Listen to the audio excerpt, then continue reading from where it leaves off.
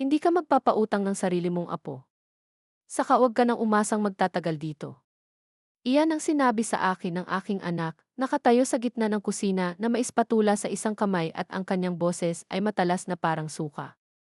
Hindi ako kaagad nakapagsalita, hindi dahil hindi ko alam kung ano ang sasabihin, ngunit dahil, sa edad na 76, natutunan ko na ang ilang katahimikan ay mas may bigat kaysa sa mga argumento. Hawak-hawak ko ang dish towel, mainit pa rin dahil sa pagpapatuyo ng mga plato. Kalalabas lang ni Zach ng kwarto, ang mga sneakers niya ay tumitili sa laminate habang siya ay bumabagsak. Hawak pa rin ng hangin ang nalalabi sa kanyang mga salita, mabilis at nainip. Formality lang po, Lola. May trabaho na ako. Hindi ako humihingi ng pera. Ngunit ito ay hindi lamang isang formalidad. Nakapunta na ako sa sangay ng bangko noon. Alam ko kung ano ang ibig sabihin ng mag-cosign ng loan para sa isang 20 taong gulang na halos hindi nakatago ang kanyang checking account. Mas pinalaki ko siya, ungol ni Lydia, tinulak ang kawali sa lababo, tumilasik ang tubig. Alam mo na ang batang lalaki ay nangangailangan ng kotse para sa trabaho. Sinusubukan niya, ngunit sa palagay ko ay hindi sapat para sa iyo. Pinunasan ko ang mga kamay ko at itinupi ang tuwalya sa kalahati. May energy siya. May oras siya. Maaari siyang sumakay ng bus ng mas matagal. Lumingon siya ng mariin. Pinapasok ka namin, hindi ba? Pagkatapos ng iyong operasyon, inayos namin ang lahat. Ang silid sa likod na iyon ay maaaring ang aking opisina, ngunit gumawa kami ng espasyo. Ito ay totoo. Lumipat na ako pagkatapos ng pagpapalit ng balakang, nang ang mga hagdan ay naging masyadong mapanganib at masyadong mahaba ang katahimikan. Gumawa sila ng espasyo at nagpapasalamat ako o naisip ko hanggang sa sandaling iyon. Huwag mong isipin na maupo ka lang dito at hindi maging bahagi ng pamilyang ito, dagdag niya, mas tahimik sa pagkakataong ito. Napatingin ako sa kanya noon, tumingin talaga. Hindi siya ang batang babae na minsan kong tinirintas ng buhok. Siya ay isang pagod na babae na may sangla, isang full-time na trabaho, at isang anak na lalaki na hindi pa alam kung ano ang ibig sabihin ng responsibilidad. Pero hindi lang ako extension ng mga pangangailangan nila. Ako ay isang tao. At hindi libre ang pirma ko. Nang gabing iyon, nakahiga ako sa kama, ang mga anino ay mahaba sa kisam. Ang sakit ng katawan ko, hindi dahil sa edad, kundi dahil sa bigat ng pagkakaalam na hindi na ako kabilang. Sa isang lugar sa pagitan ng kanyang mga salita at ng kanyang inaasahan, isang bagay sa akin ang nagbago, hindi sa kabila, ngunit sa labas ng kalinawan. Bandang hating gabi, minsang kumikislap ang ilaw sa kwarto ko, sa katuluyang namatay. Nung una, akala ko fuse. Tinignan ko yung lamp, yung outlet. Wala. Ang natitirang bahagi ng bahay ay kumikinang na malambot sa init, ang ilaw sa pasilyo, ang asul na kisap ng dihi sa sala. Tanging kwarto ko lang ang madilim. Nakahiga ako, dilat ang mga mata, nilamon ng dilim. Ang katahimikan sa bahay ay nadama na mas malamig kaysa sa draft na dumudula sa mahinang selyado na bintana. Inabot ko ulit ang switch ng lamp. Isang beses, dalawang beses, wala. Dahan-dahan akong bumangon sa kama, nanigas ang mga tuhod, tumututol ang mga kasukasuan. Hinugot ang aking robe, binasa ang sahig sa mga medyas na gawa sa lana, at binuksan ang pinto ng sapat na upang makita ang pasilyo na maliwanag, malambot, ginintuang. Lahat ng iba ay gumagana. Matagal akong nakatayo doon bago muling isinara ang pinto. Ang dilim ay hindi isang pagkakamali. Kinaumagahan, walang nagbanggit nito. Wala na si Zach nang pumasok ako sa kusina. Tumayo si Lydia sa counter, humigop ng kanyang kape, nag-scroll sa kanyang telepono. Sabi ko, "Good morning." She nodded pero hindi tumitingin. Inabot ko ang aking tiakop sa kabinet, pinuno ang takure, at tumahimik sa tabi niya, ang uri ng katahimikan na nagpapakapal ng hangin, na dumidiin sa iyong mga templo. Hindi gumana ang ilaw ko kagabi, tahimik kong sabi, hindi nag-aakusa, nagsasabi lang. Nagkibit balikat siya, nakatutok pa rin ang mata sa screen. Baka may nabadrip. Lahat ng iba ay maayos. Isa pang kibit balikat. You'll have to ask Zach, she added after pause. Siya ay kalikot sa mga breaker noong isang araw. Hindi ako sumagot. Sa halip, gumawa ako ng aking tsaa, umupo sa dulong bahagi ng mesa, at hinalo ng dahan-dahan, ang kutsara ay kumakapit sa porselana na parang isang orasan. Maaari kong itulak, maaaring magtanong kung bakit niya hinawakan ang anumang bagay sa panel. Pero mas alam ko, ang pagtulak ay magbabalik sa akin sa problema, sa dahilan kung bakit ang bahay ay nakaramdam ng tensyon, sa pasanin.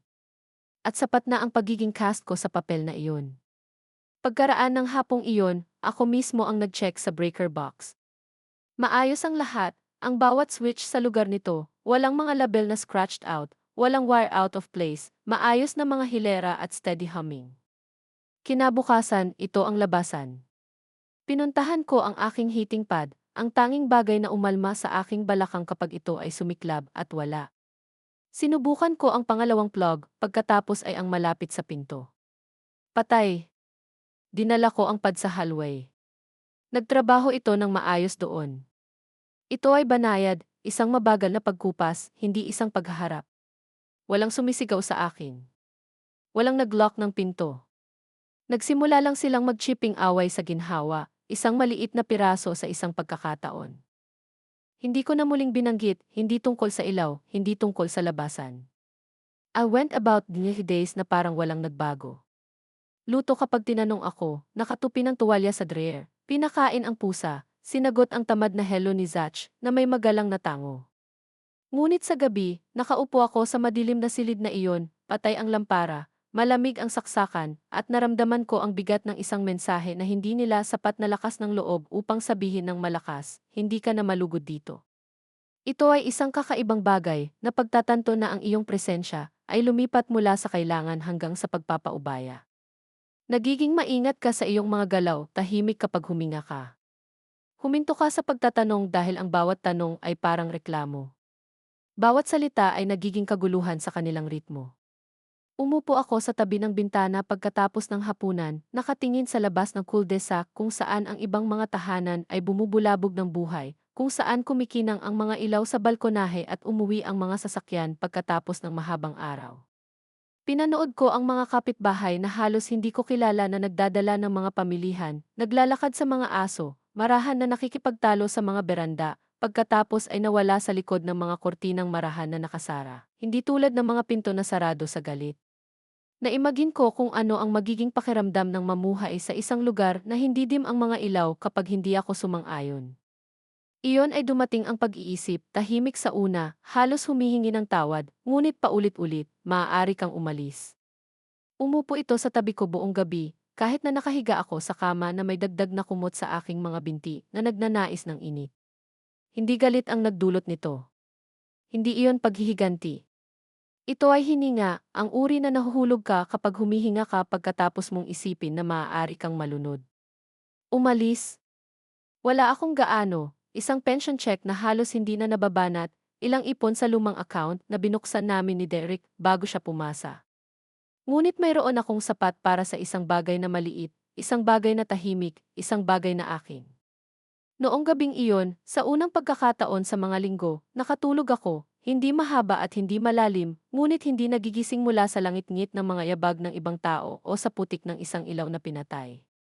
Natulog ako dahil nag-ugat na ang ideya at nagdulot ito ng kapayapaan.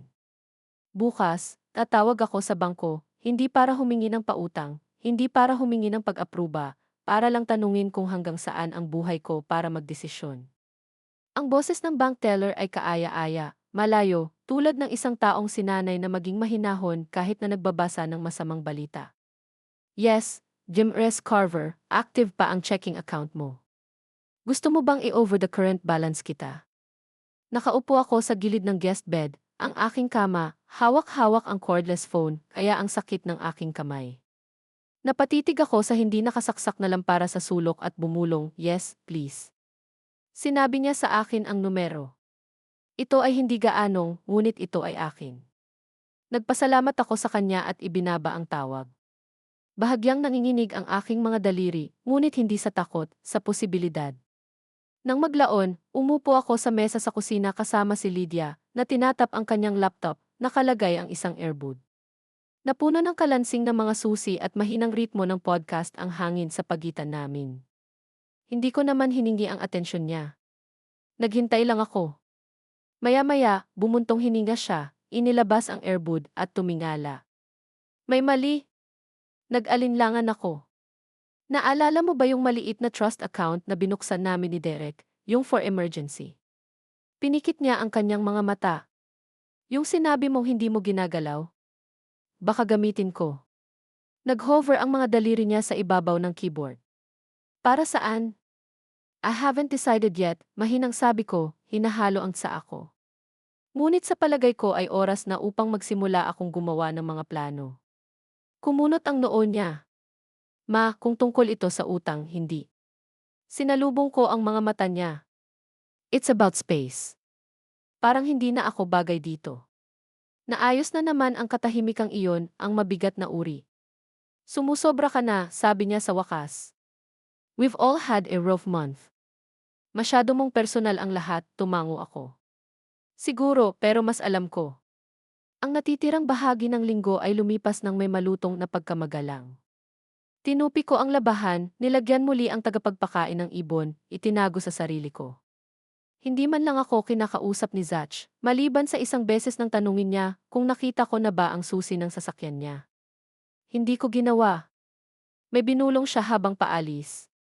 Hinayaan ko itong lumipas. Noong Biyernes ng umaga, naglakad ako ng 3 blok papunta sa library, umupo sa isang computer station malapit sa bintana, at binuksan ang mga listahan, mga apartment na inuupahan, mga studio, mga senior na komunidad, kahit ano sa ilalim ng 1,000. Karamihan sa mga nahanap ko ay masyadong malayo o masyadong pagod para magtiwala. Ngunit isang listahan ang nakakuha ng aking pansin, isang maliit na isang silid-tulugan sa Linwood Avenue. Mayroon itong balkonahe at shared garden, walang hagdan, kasama ang mga kagamitan. Inilimbag ko ito, tiniklop ng mabuti, at isinilid sa aking pitaka na parang isang bagay na sagrado. Pag-uwi, inilapag ko ang papel sa nightstand sa tabi ng hindi nakasaksak na lampara. Nang gabing iyon, habang naghihiwa ako ng mga sibuyas para sa hapunan, si Lydia ay nag-hover sa malapit, humihigop ng alak. Amoy bawang ang kusina at may kung anong matamis na kumukulo sa kaldero. Alam mo, mahinang sabi niya, kinausap ko si Zach. Galit pa rin talaga siya. Nagpatuloy ako sa pagpuputol. Nararamdaman mo lang na tinanggihan siya, sa palagay ko, sa iyo, tumango ako. Malalampasan niya ito. Hindi siya nakasagot agad. Pagkatapos ay sinabi niya, bueno, marahil hindi niya mararamdaman iyon kung hindi mo siya naging mabilis sa pagsara. Ibinaba ko ang kutsilyo. Hindi ko siya pinasara, mahinahon kong sabi. Pinoprotektahan ko ang aking sarili. Inilibot niya ang kanyang mga mata. Pamilya siya. Hindi ba para sa pamilya iyon? Upang pumirma para sa mga pautang na hindi nila kayang bayaran? Ang maupo ng tahimik habang madilim ang kanilang silid sa gabi. Sinalubong ko ang tingin niya. Iyan ba ang bersyon mo ng pamilya? Ang mga salita ay sumabit sa hangin sa pagitan namin. Hindi siya tumugon. Dinampot niya ang kanyang wine glass at umalis.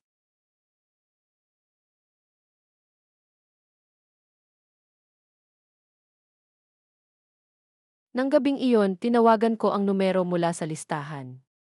Sagot ng isang mabait na babae na nagngangalang Naen. Sinabing available pa ang lugar. Sinabi kong makikita ko ito Lunes ng umaga. Nagpasalamat ako sa kanya, heart hammering. Maliit ang boses ko kahit sa akin. Pagkababa ko, inilibot ko ang tingin ko sa kwarto ko. Ang dresser na pinakintab ko, ang mga kortinang tinakpan ko para harangan ang init ng tag-araw. Wala sa akin iyon. Hiniram ko ang espasyong ito pansamantala dahil sa pangangailangan. Ngayon ay kailangan ko ng iba, isang bagay na hindi mayaalok ni Lydia, gaano man kalinis ang mga kumot o gaano man niya kaingat na pinutol ang aking prutas, kapayapaan. Malapit nang dumating ang Lunes at pupuntahan ko ang maliit na bahay na iyon sa Linwood. Hindi ko pa alam kung kukunin ko ito, ngunit alam kong kailangan ko itong makita. Kailangan kong malaman kung ano ang pakiramdam ng tumayo sa isang silid at hindi magtaka kung kailan muling maihihilahin ang plug. Ginugol ko ang sabado sa pag-aayos ng mga gamit ko kapag walang tao sa bahay. Binuksan ko ang ilalim na drawer ng lumang aparador, ang sinabi ni Lydia na papalitan nila, ngunit hindi na ginawa, at inilabas ang folder ng file na itinatago ko sa ilalim ng isang stack ng nakatuping scarves. Nasa loob ang mga papel na hindi natingnan ng sinuman sa loob ng maraming taon. Ang death certificate ni Derek, ang kasulatan sa aming unang bahay, isang dosenang kupas na litrato, at isang maliit na kulay cream na sobre na may markang G. Para mamaya sa sulat kamay ni Derek. Hindi ko nabuksan.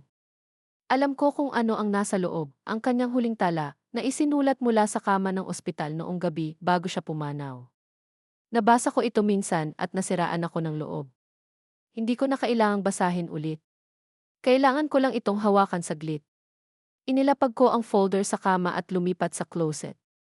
Wala akong masyadong dala, ilang cardigans, dalawang magandang damit, sinelas, ang coat na may pagod na cuffs na hindi ko pa nahiwalay. Kumuha ako ng mental na inventaryo, kinakalkula kung ilang kahon ang kailangan ko. Malamang 4, 5 lang. Kakaiba kung gaano ko kadaling bawasan ang buhay ko sa isang puno ng tela at papel. Kakaiba at kahit papaano ay nakakapagpalaya. Kinagabihan, naupo ako sa likod bahay, nakabundle sa isang alampay, pinapanood ang langit na nagiging violet sa likod ng mga bubong ng mga kapitbahay. Nakabukas ang bintana ng kusina at naririnig ko si Lydia sa telepono. "She's been acting weird," she said, parang may pinaplano siya pero hindi niya sasabihin kung ano. Alam mo kung paano siya nakukuha. Isang pause. Hindi na ako nagtanong ulit tungkol sa loon. "What's the point?" She made it clear. Isa pang pause, mas mahaba sa pagkakataong ito. Na-imagine ko ang boses ni Zach sa kabilang dulo, inis, pacing. "She should be grateful," she added, quieter now. "We took her in. I rearranged my life. I made room." Ibinaba ko ang tingin sa aking mga kamay, nakabuhol, may ugat, natuyo ang mga palad mula sa mga taon ng mga pinggan at lupang hardin.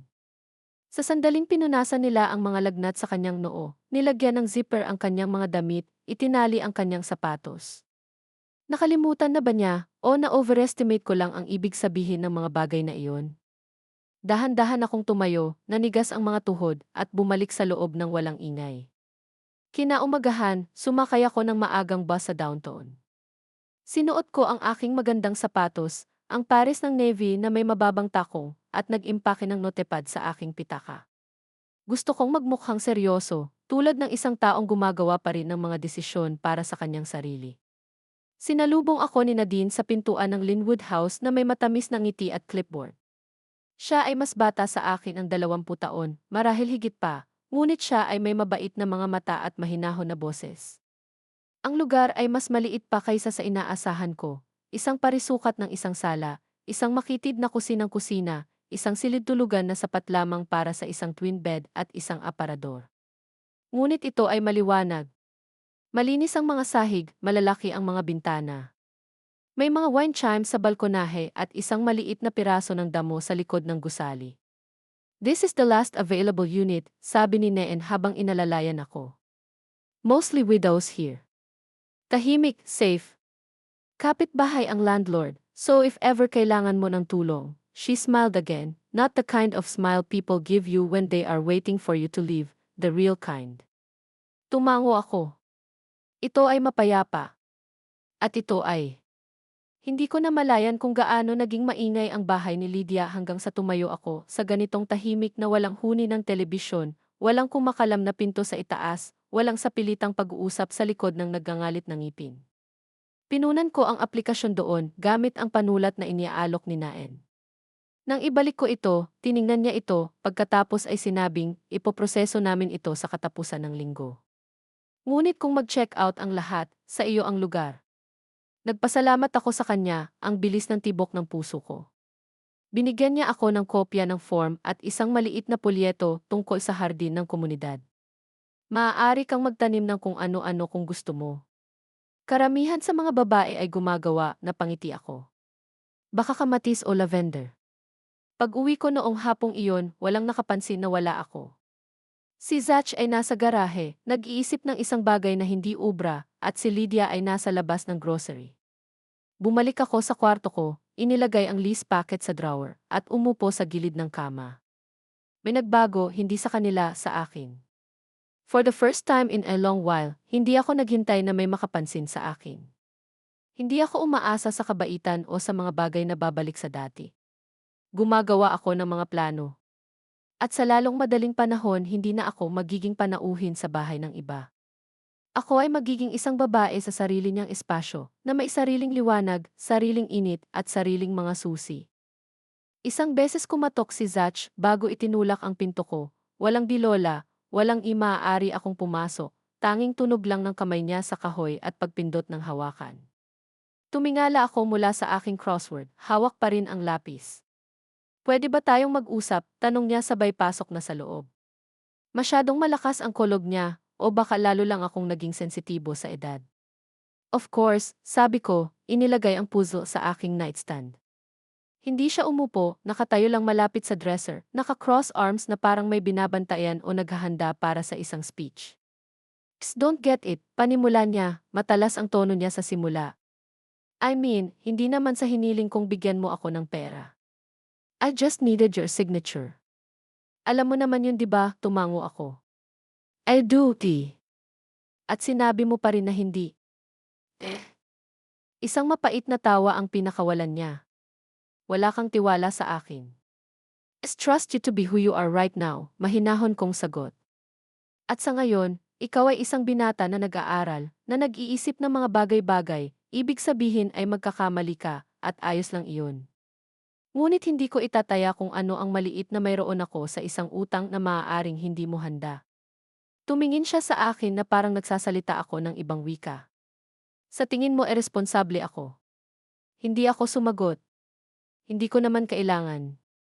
Hinaplos ni Zach ang kanyang buhok gamit ang kanyang kamay. You've been living here free rent-free. In my mom's cooking, cleaning. Ginagawa ko ang aking bahagi, putol ko, ngunit malumanay. Ako ang nagluluto. Naglilinis ako. Nag-aalaga ako kapag kailangan. Nagbabayad ako ng sarili kong mga pinamili.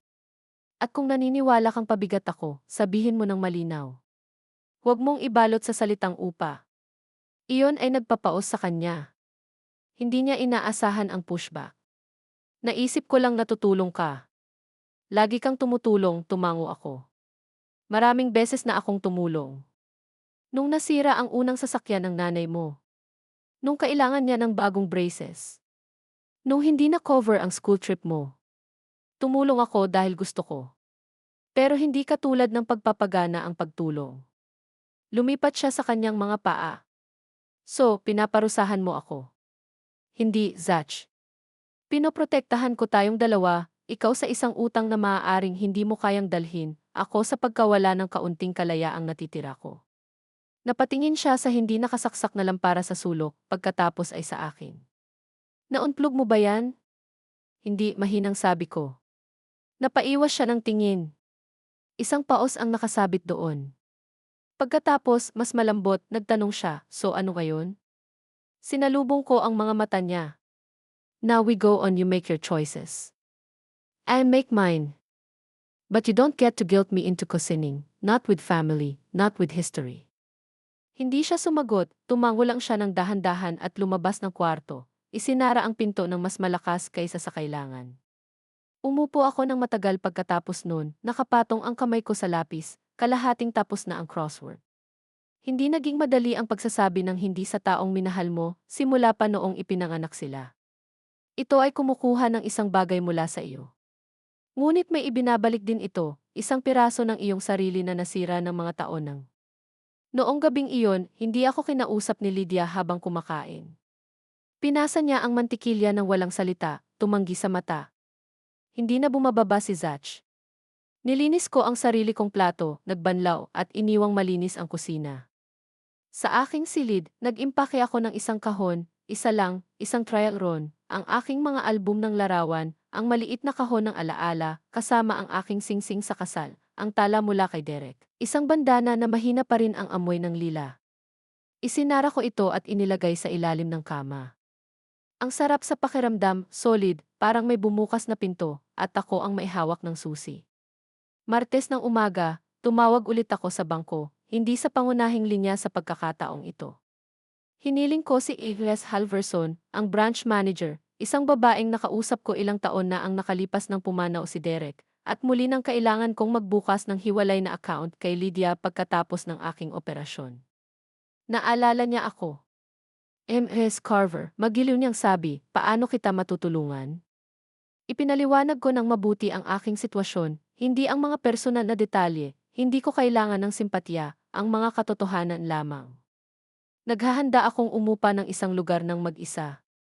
Kailangan kong maunawaan kung magkano ang maaari kong makuha mula sa aking savings account nang hindi nagkakaroon ng mga parusa at gusto kong magtanong tungkol sa pag-set up ng mga otomatikong pagbabayad para sa upa at mga utility. Mataman siyang nakinig pagkatapos ay inakay ako sa mga hakbang. Naging matipid ka, she noted. Very sensible investing. You could manage just fine for years with maingat na pagpaplano, kahit na may katamtamang upa, lalo na sa isang maliit na upa. Nagpasalamat ako sa kanya, isinulat ang lahat sa isang maayos na kolum sa aking notebook, at ibinaba ang tawag. Tapos tinawagan ko si Naen. Available pa, sabi niya na may kaunting pananabik sa boses. In fact, kakatapos lang namin sa maintenance touch-ups kahapon. Would you want to reserve it officially? Napatingin ako sa box sa ilalim ng kama ko. Sabi ko, pakimarkahan ito bilang kinuha. Wonderful. You can bring the deposit and first month's rent this Friday if that works for you. We'll have the key ready. Pagkababa ko, tinitigan ko ng matagal ang refleksyon ko sa salamin. Hindi ko namalayan ang pagod ng mga mata ko, hindi lang dahil sa edad, kundi sa pagpipigil, sa paglalakad sa mga kabibi sa isang bahay na kunwaring tinatanggap ako habang tahimik na tinutulak ako sa mga gilid. Sinuklay ko ang aking buhok, nagpalit ng sapatos para sa paglalakad, at umalis ng bahay ng walang sabi-sabi. Naglakad ako ng 3 blok papunta sa sulok na coffee shop, at nag-order ako ng isang bagay na hindi ko nainom sa loob ng maraming taon, isang mainit na tsokolate na may dagdag na whipped cream. Umupo ako sa ilalim ng araw sa tabi ng bintana at humigop ng dahan-dahan na parang isang babae na walang pinipigilan.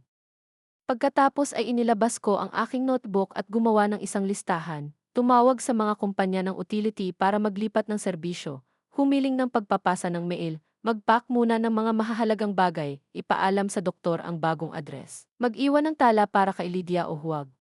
Yung huli kong iniwan na blanko. Bumalik sa bahay, kakaibang tahimik ang hangin. Lumabas si Zach. Nasa itaas si Lydia sa isang tawag sa trabaho. Dumiretso ako sa kwarto ko at nagsimulang mag-impake ng box number 2, mga libro, stationery, aking sewing kit, isang maliit na orasan na minsang ibinigay sa akin ni Derek na may nakasulat sa likod, "Time is what we share." Maingat ko itong binalot ng dish towel. Nang gabing iyon, kumatok si Lydia sa pintuan ko, hindi malakas, ilang daliri lang sa kahoy. Pwede ba tayong mag-usap? Tanong niya. Umupo ako sa kama, isang box na kalahating puno sa tabi ko. Naman. Pumasok siya at tumingin sa paligid. Huminto ang kanyang mga mata sa tape roll, sa mga walang laman na istante, sa mga nakabukas na drawer. Aalis ka, mataray na sabi niya. Tumango ako. Kailan? Ernest. She stood very quiet, her jaw tightened, pero hindi siya nagtaas ng boses. So, ayun. Nag-decide ka lang? Nag-isip ako ng ilang linggo at hindi mo sinabi sa akin. Hindi ko akalain na magiging masaya ka para sa akin. Tumawa siya ng mapait. You're twisting everything. Binigyan ka namin ng kwarto kapag kailangan mo. Sinubukan namin. Mahinang sabi ko. Binigyan mo ako ng isang silid, ngunit hindi isang lugar. Mukhang maiiyak siya, pero hindi tumulo ang mga luha niya. Sa tingin mo mas magiging masaya ka mag-isa? I think I'll be free alone. That's not the same thing. Isang pause. At paano si Zach? Galit pa rin siya. Sinalubong ko ang mga mata niya. Gagaling siya. Bata pa siya. May oras siya para malaman na ang pag-ibig ay hindi isang kontrata. Hindi siya sumagot, umalis na lang siya at isinara ang pinto. Nang gabing iyon, nakahiga ako, hindi dahil sa pagkabalisa, kundi dahil sa ginhawa. Ito ay nangyayari ng tahimik, malinis, walang drama, walang sigawan. Isang desisyon lamang na ginawa ng isang babae na gumugol ng panghabang buhay na pagbibigay at ngayon ay piniling bawiin ang isang bagay, ang kanyang dignidad, ang kanyang espasyo, ang kanyang kapayapaan. Noong Miyerkules, sinimulan kong i-boxing ang mga huling bagay na nagparamdam pa rin sa kwartong ito na parang sa akin, ang aking pantulog. Isang ginansilyo na paghagis na ginawa ko sa mga chemo treatment nang ang aking mga kamay ay nanginginig ng sobra para humawak ng libro, isang maliit na lata ng mga butons na dating pag-aari ng aking ina. Ang natitira, ang mga kasangkapan, ang mga kortina, ang kutson, ay hindi kailanman naging akin sa simula.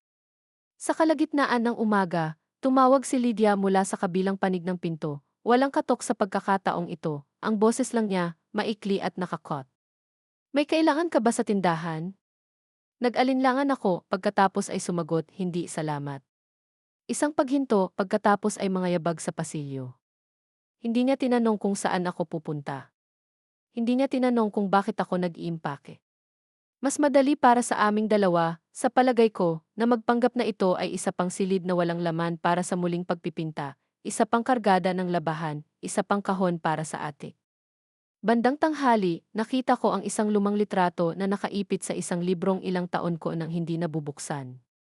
Ito ay mula sa isang piknik sa tag-araw. Si Lydia, hindi higit sa 1-0, si Zach ay sanggol pa rin sa aking mga bisig, si Derek na nakangiti sa tabi ko, suot ang katawa-tawang sombrerong pangingisda na ayaw niyang itapon.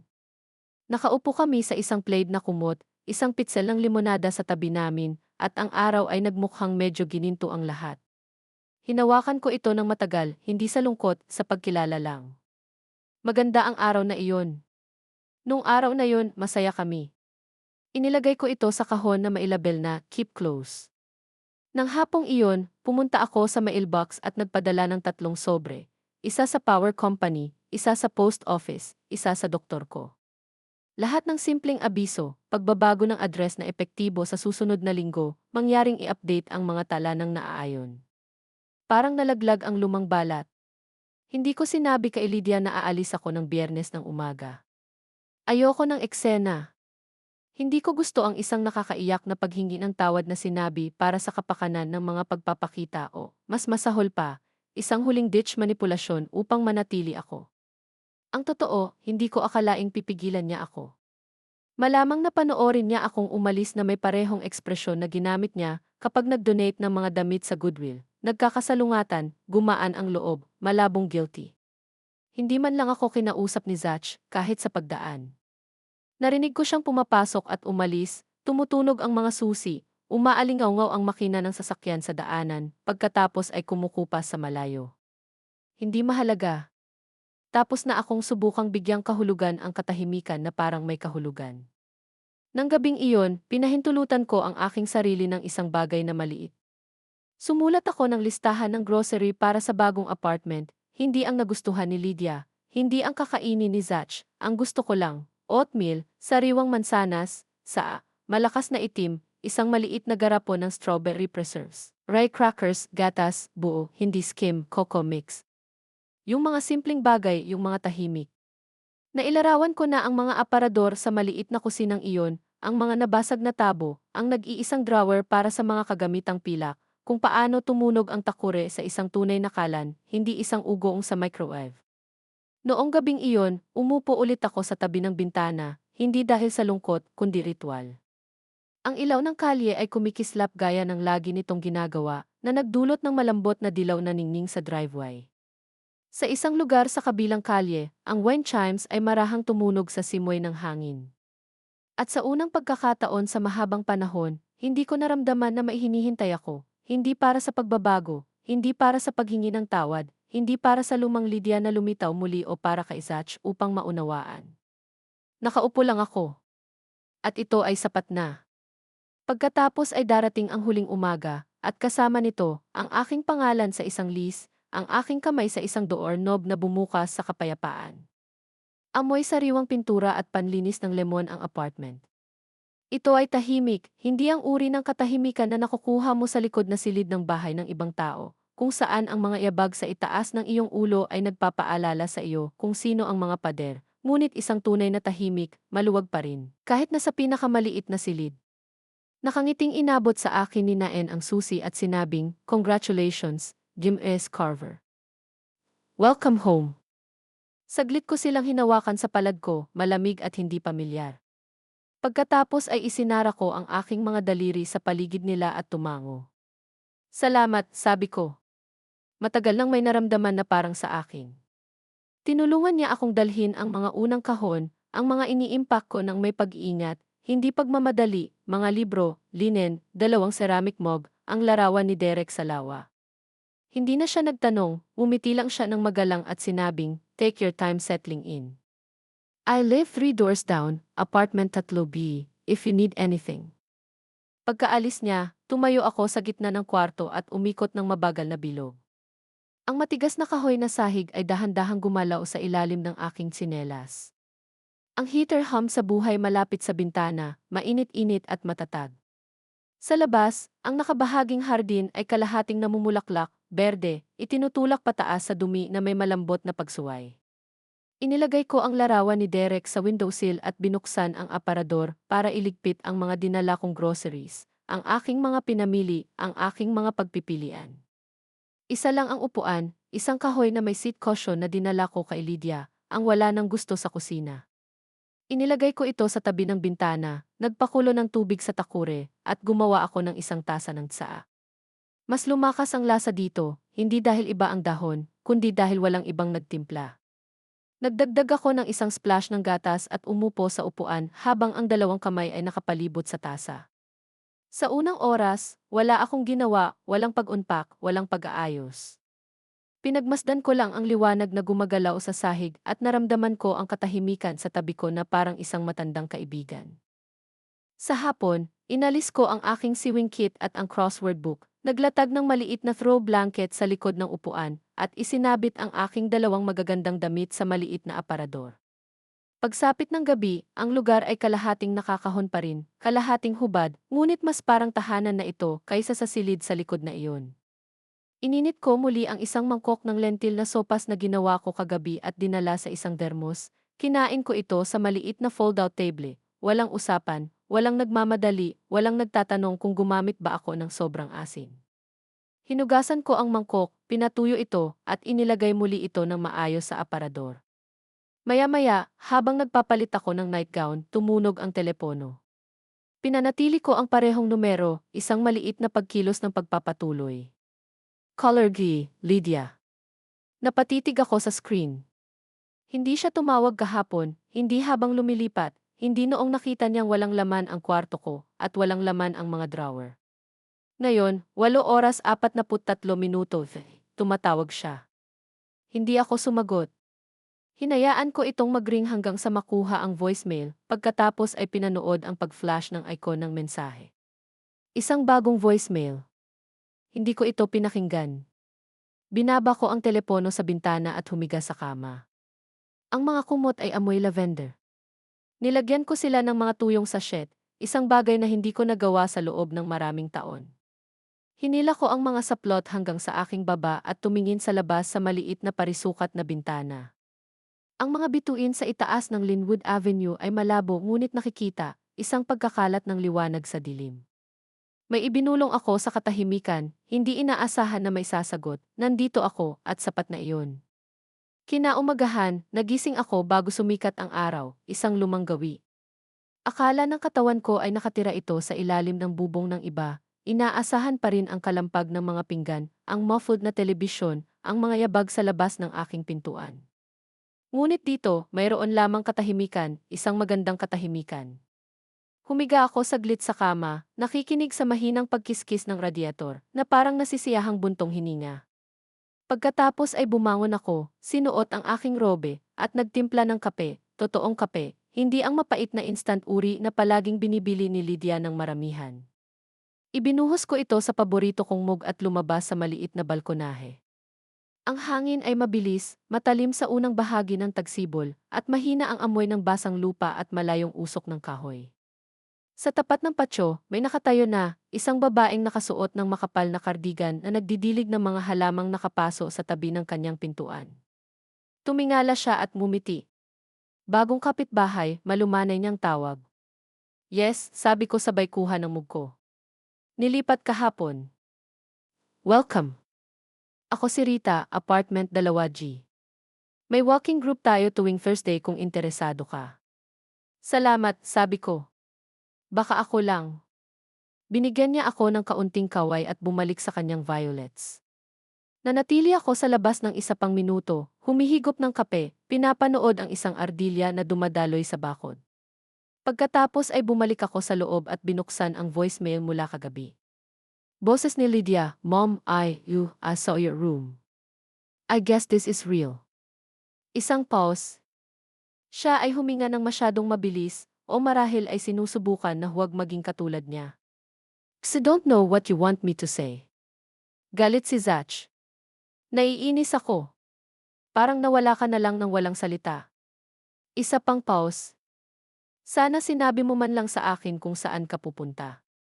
I click. Walang paghingi ng tawad, walang mga tanong tungkol sa kung ako ay ligtas o kung mayroon akong sapat na pera o kung kailangan ko ng tulong sa paglipat, kaya lang nagalit sila na ang aking kawalan ay naabala sa kanila. Binura ko ang mensahe, hindi dahil sa galit, kundi dahil sa kalinawan. Pagsapit ng tanghali, na-unpack ko na ang lahat maliban sa isang huling kahon, ang kahon na may mga lumang photo album at ang sulat ni Derek. Dinala ko ito sa kwarto at inilapag sa ilalim ng kama. Ang ilang mga bagay ay hindi pa kailangang ayusin. Ang ilang mga alaala ay maaaring magpahinga ng tahimik sa ngayon. Pagkatapos ng tanghalian, naglakad ako sa palengke sa sulok ng 3 bloke pababa at bumili ng isang bungkos ng tulips, dilaw ang paborito ko. Binalot ito ng clerk, isang teenager na babae na may pinutol na purple nail polish, at sinabing, someone special, na pangiti ako. Ako. Pag-uwi, inilagay ko ang mga ito sa isang garapon at inilagay sa mesa. Kinagabihan, katatapos lang ng aking sabaw, muling nagring ang telepono. Zach, sa pagkakataong ito. Napanood ko ang pagpikit ng screen, 5 singsing, 6. Pagkatapos ay huminto ito. Hindi ko na-check ang voicemail. Hindi ko naman kailangan. Alam ko kung ano ang sasabihin nito. Sa halip, hinila ko ang Afghan sa aking mga binti at binuksan ang maliit na radyo na dala ko. Natagpuan ang isang klasikong istasyon na naglalaro ng isang bagay na malambot at nagwawalis. Pinikit ko ang mga mata ko at hinayaang mapuno ang kwarto. At sa unang pagkakataon sa mga taon, hindi ko naramdaman na may utang akong paliwanag sa sinuman. Wala nang makaabot sa aking katahimikan at angkinin ito para sa kanilang sarili. Walang sinuman ang maaaring humingi ng espasyo sa aking mga iniisip o ng isang pirma sa isang linya o ang aking presensya sa isang bahay na parang pagpapatapon. Ang espasyong ito ay akin, ang tahimik, ang init, ang maliliit na dilaw na tulips na nakayuko patungo sa lampara. Hindi ko alam kung ano ang dadalhin bukas. Wala akong plano na lampas sa susunod na tasa ng tsaa. Pero ngayong gabi, nasa akin lahat ng kailangan ko. Ang unang gabi sa bagong apartment ay parang mabagal na paghinga. Ang pangalawa ay parang katahimikan. Ngunit ang pangatlo ay parang dumating. Nang umagang iyon, gumawa ako ng pancake para sa isa.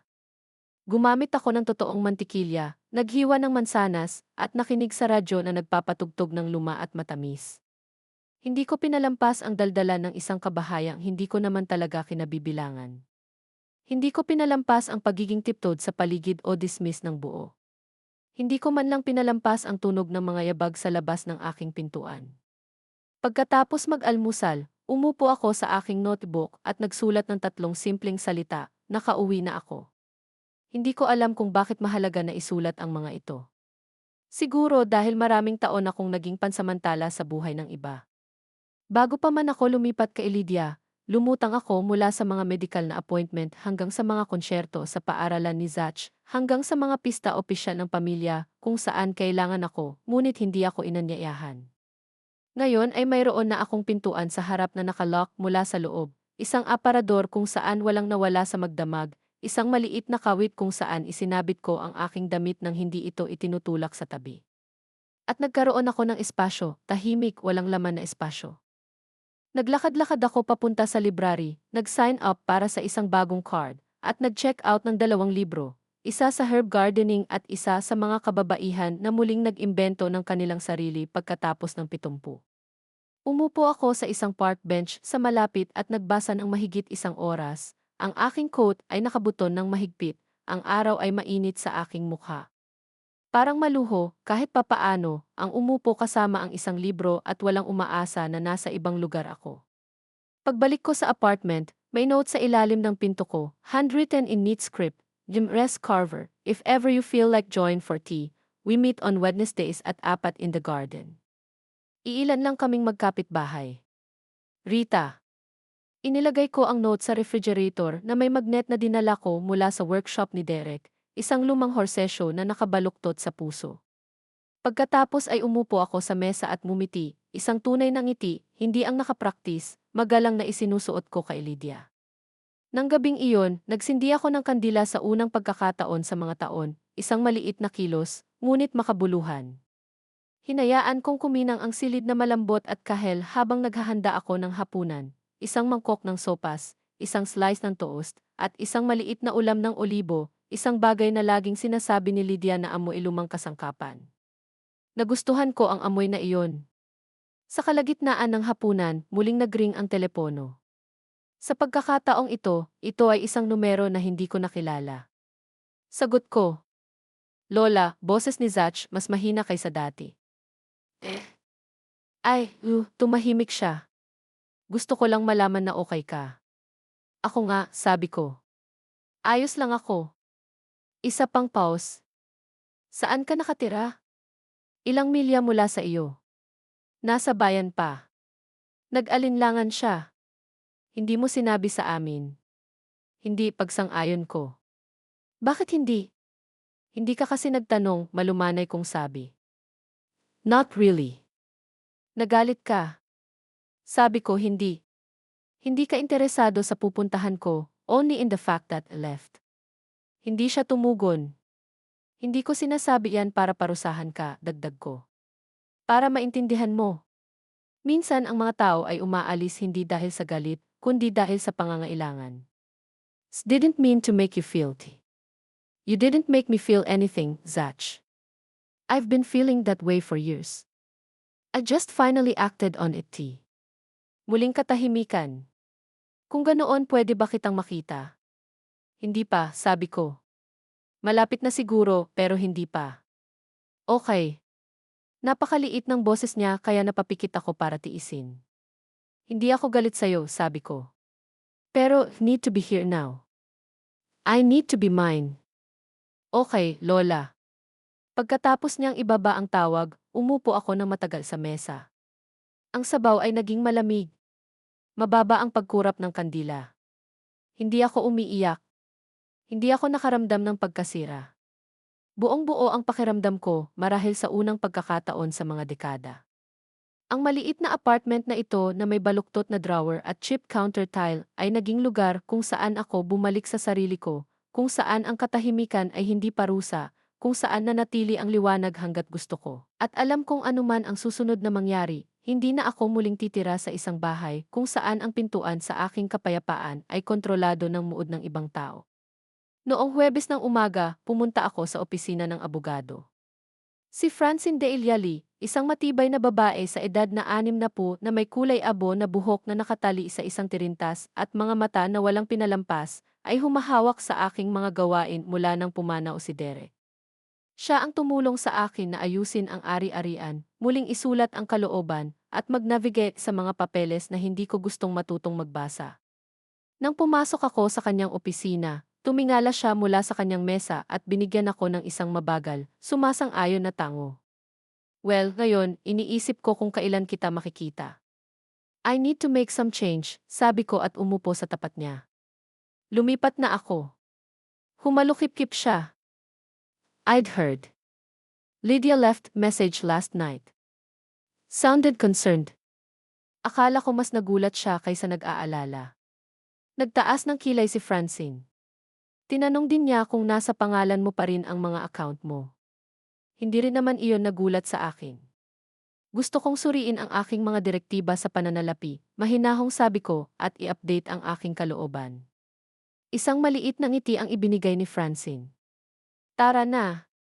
Sa susunod na oras, dumaan kami sa mga dokumento.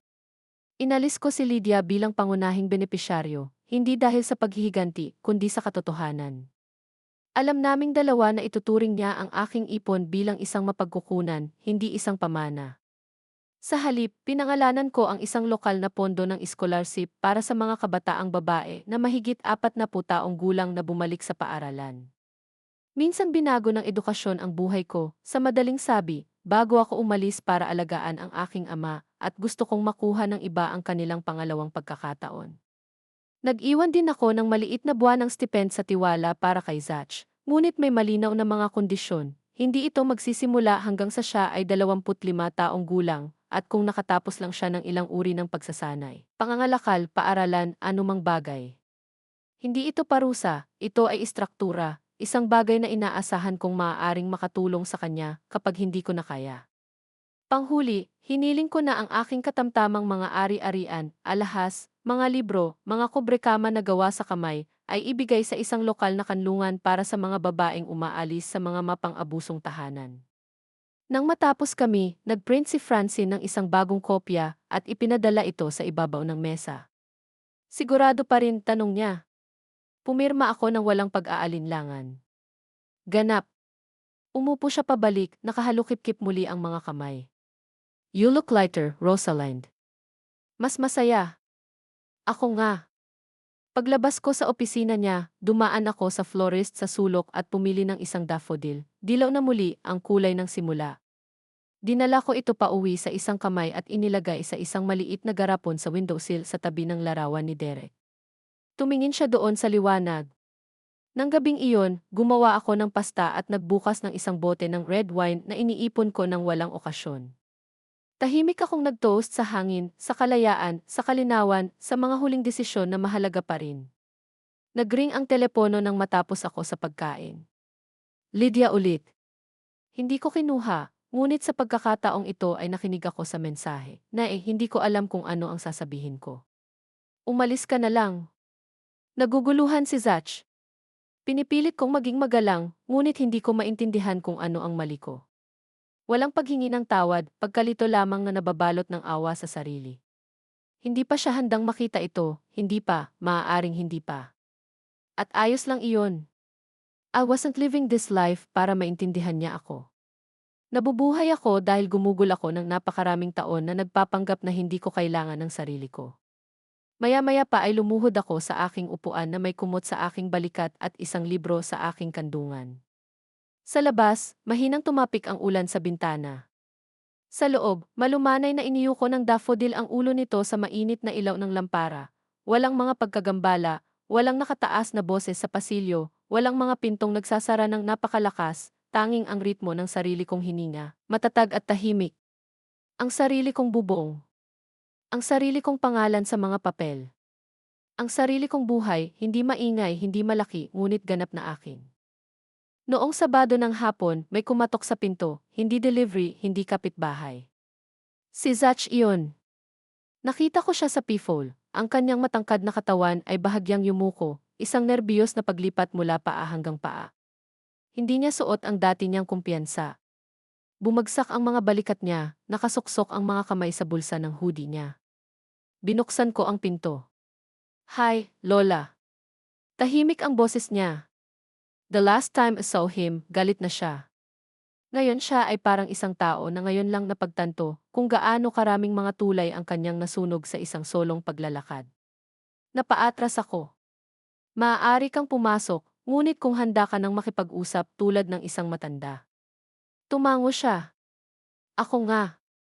Ilang mabagal na hakbang ang ginawa niya sa loob at nilibot niya ang paningin sa paligid ng maliit na apartment. Ang kanyang mga mata ay nakamasid sa mga dingding, ang solong upuan sa tabi ng bintana. Ang mga dilaw na sampagita na nakasabit pa rin pagkaraan ng mga araw. Wala siyang sinabi sa laki o kahinhinan nito. Siguro siya ay sapat na matalino upang malaman na iyon ay magiging katapusan ng pagbisita. Gusto ko dito, sa wakas ay sinabi niya. Ako rin. Sumenyas ako sa maliit na mesa. Umupo siya. Binuhusan ko kaming dalawa ng tsaa.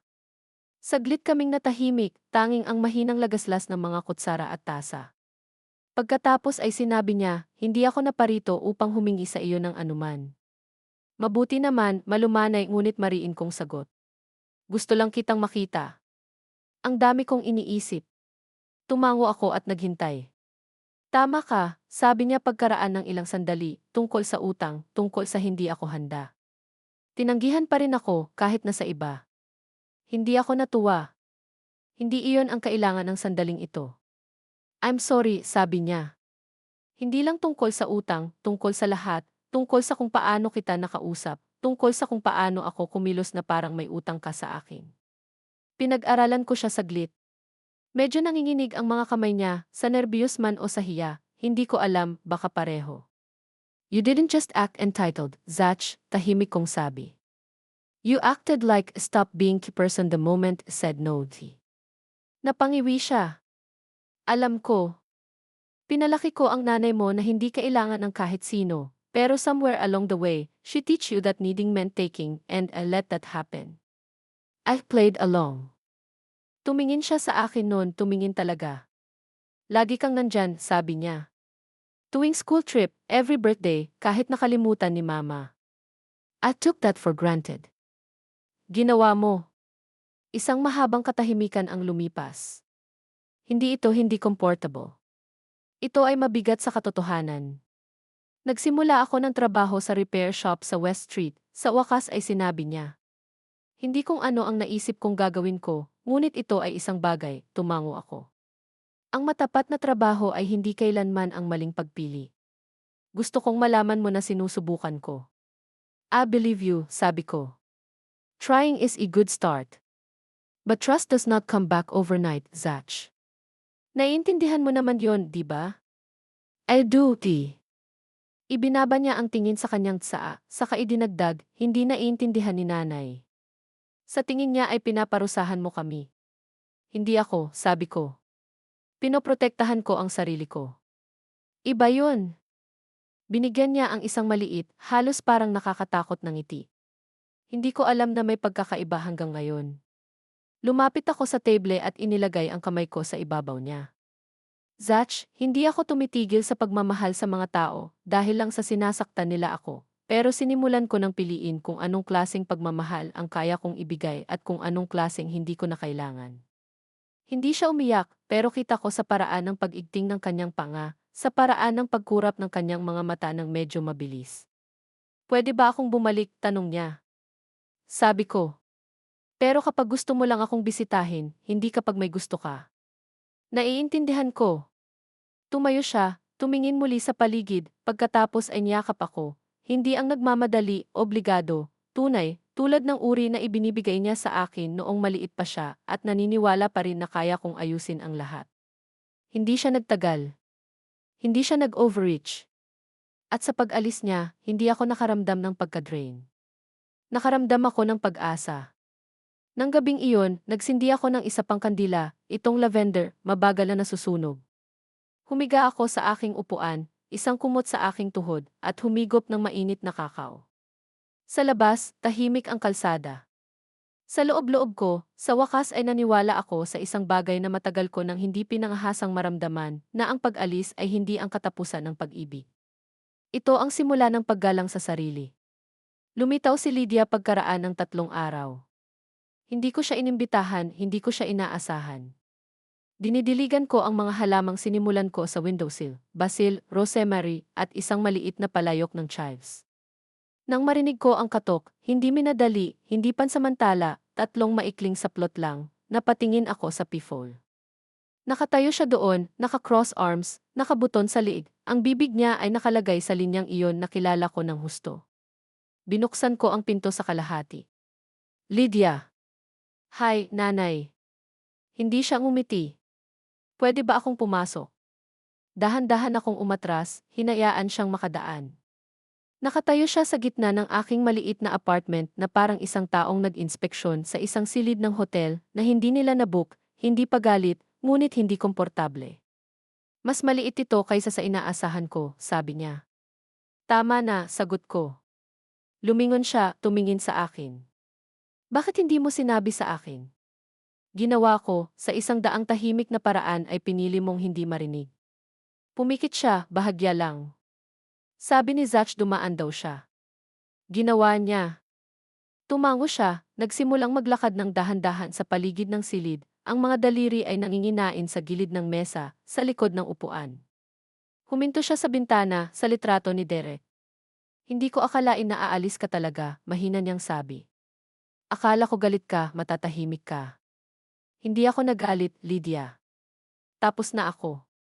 Tumingin siya sa akin, at saglit, nakita ko ang dating batang babae, ang dating gumagapang sa kama sa tabi ko, kapag kumukulog, ang umiiyak ng kamot ang kanyang tuhod at huminto lamang nang hinalikan ko ang benda.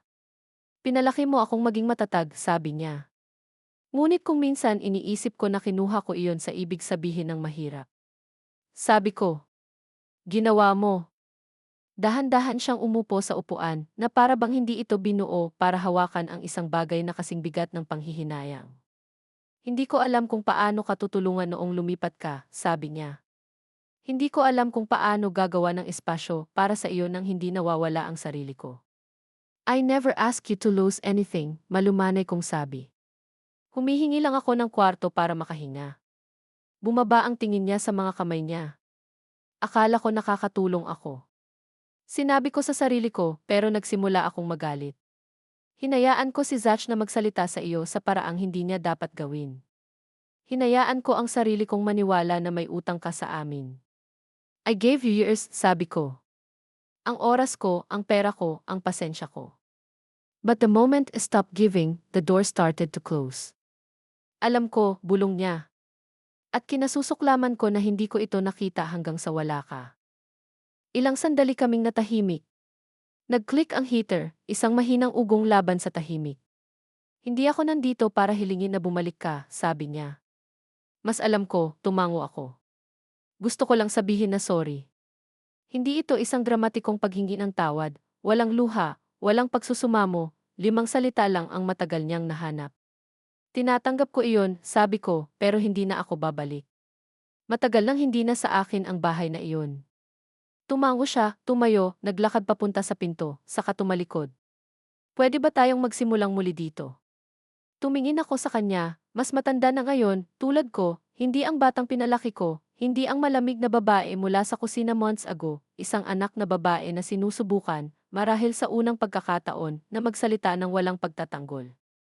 Maaari tayong magsimula ng isang bagay, sabi ko, ngunit hindi matapos. Hindi ito bumalik sa dati.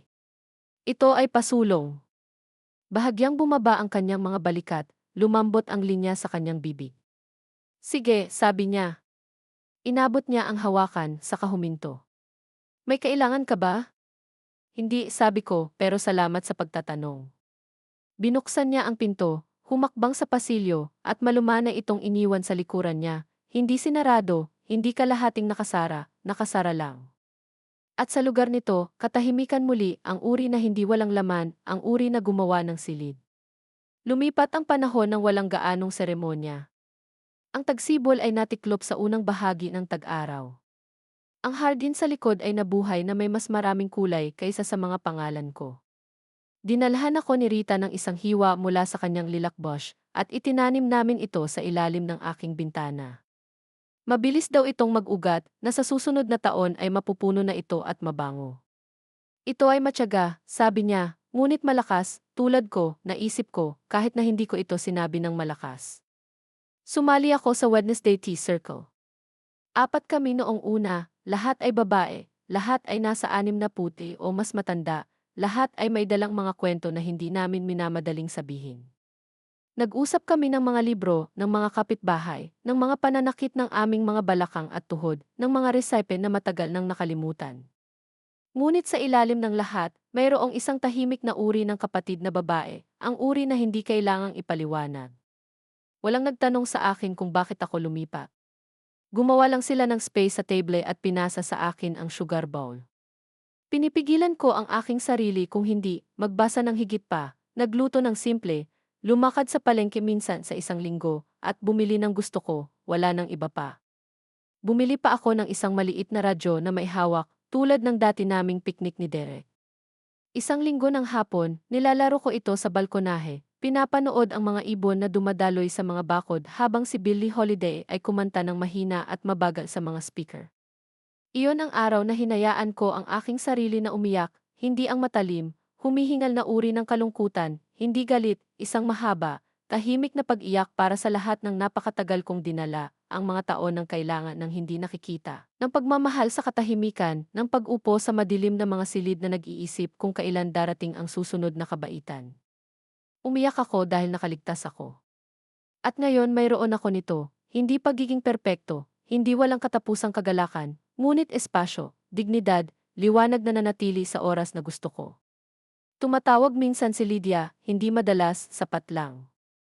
Ang mga pag-uusap ay pansamantala ngunit mas mahusay. Hindi siya nagtanong kung kailan ako bibisita. Hindi niya ibinalita ang nakaraan. Minsan niyang sinabi sa akin, nagbago si Zach simula nang makita kanya.